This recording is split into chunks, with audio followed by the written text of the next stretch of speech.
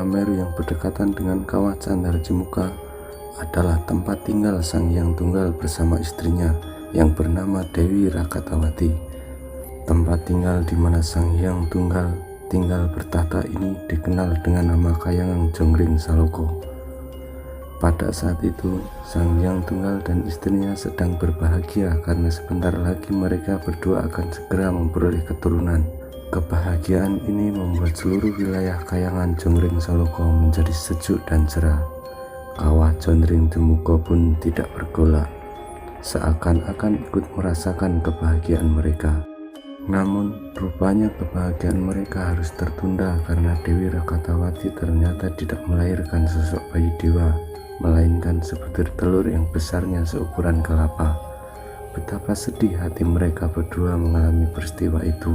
Dengan membawa sebutir telur yang semakin membesar, Sang Hyang Tunggal bersama istri Dewi Rakatawati kemudian pergi menghadap Sang Hyang Wenang, ayahanda Sang Hyang Tunggal. Sang Hyang Tunggal menceritakan semua kejadian yang dialaminya bersama istrinya dan juga menunjukkan telur yang dilahirkan dari istrinya. Dengan bantuan Sang Hyang Wenang, akhirnya telur itu dapat berubah menjadi 3 bayi dewa. Dari kulit telur itu berubah menjadi seorang bayi yang kemudian diberi nama Hyang Antaka. Sementara itu, dari putih telur juga berubah menjadi seorang bayi yang kemudian diberi nama Hyang Ismoyo. Yang terakhir, dari kuning telur berubah menjadi bayi yang diberi nama Hyang Manikmoyo. Setelah mengucapkan terima kasih atas bantuan yang diberikan oleh ayahanda, Sang Hyang Tunggal bersama Dewi Rakatawati kembali ke Kahyangan Jonggring. Sang Hyang Tunggal bersama Dewi Rakatawati kembali ke Kahyangan Jonggring Saloko bersama ketiga putranya.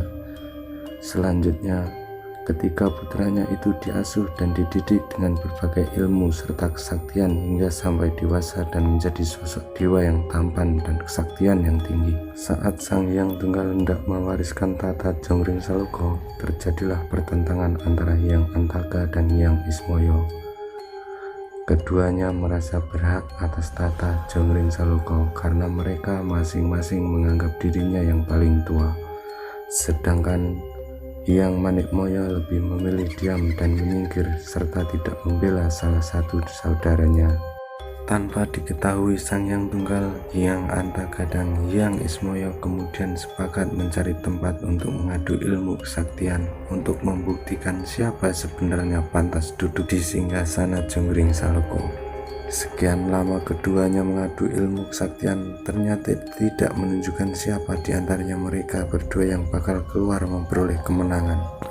Kemudian keduanya menyetujui untuk berhenti bertarung dan menggantinya dengan sebuah pertaruhan, yaitu barang siapa yang berhasil memakan sebuah gunung yang ada di depan mereka, maka dialah yang dianggap sebagai saudara yang tertua dan dianggap sebagai pemenang serta berhak atas tahta Jonggring Saloko. Disepakati Hyang Antaka yang mendapat giliran pertama dan Hyang Ismoyo yang berikutnya. Dengan mengarahkan semua kesaktiannya, Hyang Antaka berusaha memakan gunung itu dengan sekali makan. Namun sayang, hanya sebagian dari gunung itu yang berhasil dimakannya. Karena gunung itu kemudian meletus sehingga membuat mulut Hyang Antaka menjadi melebar bentuknya. Beruntunglah Hyang Antaka yang berhasil memuntahkan sisa gunung yang sudah terlanjur masuk ke dalam perutnya. Namun demikian, akibat gagalnya memakan gunung itu membuat dan tubuh Hyang Antaka semula tampan menjadi buruk rupa karena mulutnya berubah menjadi besar dan melebar. Melihat kegagalan Hyang Antaka, Hyang Ismoyo kemudian maju dan berusaha memakan gunung itu dengan cara perlahan, sedikit demi sedikit, namun akhirnya berhasil memakan seluruh gunung itu. Akan tetapi, pada saat akan memuntahkan kembali gunung itu dari dalam perutnya, Hyang Ismoyo tidak mampu. Akibatnya perut Hyang Ismoyo menjadi membesar, sementara gigi depannya hanya tinggal satu yang ada di depan, itu pun gigi di bagian bawah. Sama seperti Hyang Antaka, wajah Hyang Ismoyo pun berubah menjadi buruk dan tidak karuan bentuk badan. Setelah mengalami kegagalan yang mengakibatkan wajah dan bentuk tubuhnya menjadi buruk, keduanya sadar dan menyesali perbuatannya. Mereka berdua kemudian menghadap Sang Hyang Tunggal dan memohon ampun atas sikap mereka. dan memohon agar wajah dan bentuk tubuhnya bisa dikembalikan seperti wujud semula. Namun, permintaan mereka ditolak oleh Sang Hyang Tunggal dan bahkan keduanya dihukum dengan diturunkan ke dunia. Sementara itu, Hyang Manekmoyon sejak semula tidak turut memperebutkan tahta Jonggring Saloka, kemudian diangkat menjadi penguasa di Jonggring Saloka dengan gelar Batara Guru. Sedangkan Hyang Antaka yang dihukum dengan diturunkan ke dunia, kemudian diberi nama Togok dan ditugaskan untuk mengabdi dan membimbing kaum raksasa dan Kurawa. Dalam menjalankan tugasnya ini, Togok nantinya akan dikawani oleh temannya yang bernama Mbelung.